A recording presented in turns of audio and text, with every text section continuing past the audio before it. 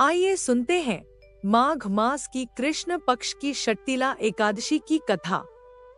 एक बार भगवान श्री कृष्ण पांडवों को सभी एकादशियों का महत्व बता रहे थे। इसी बीच युधिष्ठिर ने पूछा कि केशव, माघ मास की कृष्ण पक्ष की एकादशी का क्या नाम है? उस व्रत की क्या विधि है तथा उसका क्या फल मिलता है? कृपया करके यह सब बताइए। तब भगवान श्री कृष्ण बोले, धर्मराज, माघ मास के कृष्ण पक्ष की एकादशी का नाम षट्तिला एकादशी है, जो समस्त पापों को नष्ट करने वाली है। षट्तिला का अर्थ है तिल का 6 प्रकार से प्रयोग करना। तिल से स्नान, तिल से हवन, तिल का उपटन लगाना, तिल मिला हुआ जल पीना, तिल का दान करना और तिल का भोजन करना। इस प्रकार तिल का 6 कामों में उपयोग करने से यह एकादशी षट्तिला एकादशी कहलाती है। इस दिन श्री हरि विष्णु भगवान जी की पूजा की जाती है। अब षट्तिला एकादशी की पाप हारिणी कथा सुनते हैं, जिसे पुलस्त्य मुनि ने तालव्य जी से कहा था। एक बार तालव्य जी ने पुलस्त्य मुनि से पूछा कि हे मुनिवर, पृथ्वी लोक पर सभी प्राणी प्राय पाप कर्म में लगे रहते हैं, उन्हें नरक में न जाना पड़े, इसके लिए क्या उपाय है? आप बताने की कृपा करें। तब मुनि बोले, महाभाग, तुमने बहुत अच्छा प्रश्न किया है। इससे संसार के सभी जीवों का भला होगा। माघ माह शुरू होते ही मनुष्य को स्नान आदि करके शुद्ध होना चाहिए। अपने इंद्रियों को वश में कर काम, क्रोध, लोभ, मोह, अहंकार का त्याग कर भगवान श्री हरि का स्मरण करना चाहिए।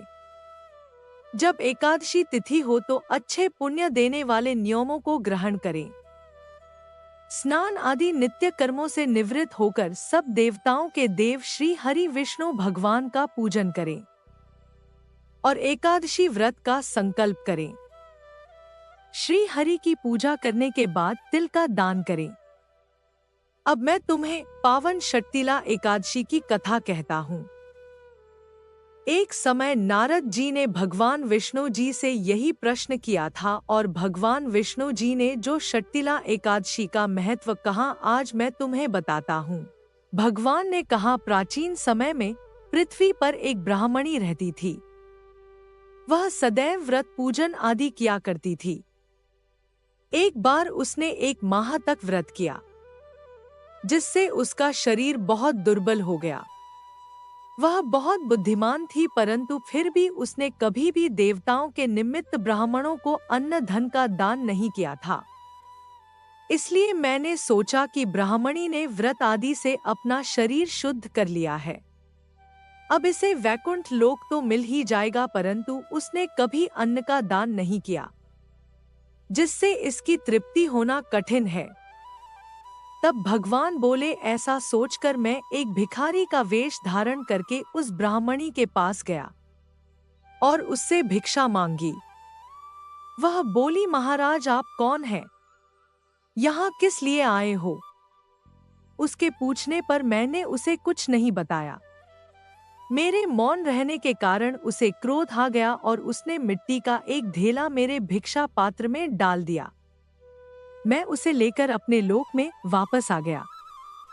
कुछ समय बाद जब ब्राह्मणी की मृत्यु हो गई तो वह मेरे लोक में आई। उस ब्राह्मणी को मिट्टी का दान करने के कारण वहां पर एक सुंदर महल मिला। जैसे ही वह महल के अंदर गई, वह हैरान हो गई। महल तो खाली था, उसमें कुछ भी नहीं था। वह घबराकर मेरे पास आई और कहने लगी, भगवान, मैंने तो अनेक व्रत किए हैं और अनेकों प्रकार से आपकी पूजा की है, परंतु फिर भी मेरा घर अन्न आदि सभी चीजों से शून्य है। इसका क्या कारण है? इस पर मैंने कहा, पहले तुम अपने महल में जाओ और दरवाजा अंदर से बंद कर लो। कुछ समय बाद तुम्हें देखने के लिए देव कन्याएं आएगी। तब तुम उनसे षट्तिला एकादशी का पुण्य और विधि पूछना, उनके बताने के बाद ही तुम दरवाजा खोलना। मेरे ऐसे वचन सुनकर वह अपने महल में चली गई और उसने दरवाजे को बंद कर लिया। जब देव कन्याएं आई और उन्होंने दरवाजा खोलने को कहा तब ब्राह्मणी बोली, आप मुझे षट्तिला एकादशी का महत्व और पूजा विधि बताएं। उसके बाद ही मैं दरवाजा खोलूंगी। उनमें से एक देव कन्या कहने लगी, मैं तुम्हें षट्तिला एकादशी का महत्व और पूजा विधि बताती हूँ। जब ब्राह्मणी ने एकादशी का महत्व और पूजा विधि सुन ली तब उसने दरवाजा खोल दिया। उस ब्राह्मणी ने उनके कहे अनुसार एकादशी का पूरे विधि विधान से व्रत किया, जिसके प्रभाव से उसका महल अन्न धन भंडार से भर गया। जो मनुष्य षट्तिला एकादशी की कथा का श्रवण करते हैं, उनका दुर्भाग्य सौभाग्य में बदल जाता है और सभी प्रकार के कष्ट दूर हो जाते हैं और अंत में मोक्ष की प्राप्ति होती है। एक अन्य कथा के अनुसार एक गांव में एक अहीर रहता था। वह जंगल से लकड़ियां बीन कर लाता और उन्हें बेचकर अपना गुजारा करता था। एक दिन वह लकड़ियों का गट्ठर देने एक सेठ के घर गया। वहां उसने देखा कि किसी पूजा की तैयारी चल रही है। तब उसने सेठ जी से पूछा, सेठ जी यह सब क्या हो रहा है? तब सेठ जी ने उसे बताया कि कल षट्तिला एकादशी का व्रत है, यह सब विष्णु भगवान की पूजा की तैयारी कर रहे हैं।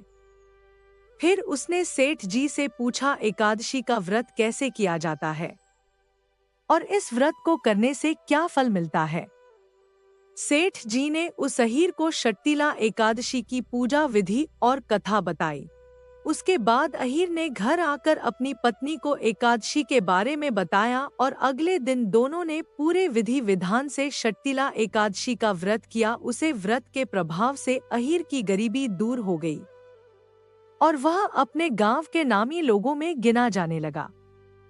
इस प्रकार षट्तिला एकादशी सब पापों का नाश करने वाली और अन्न धन का भंडार भरने वाली है।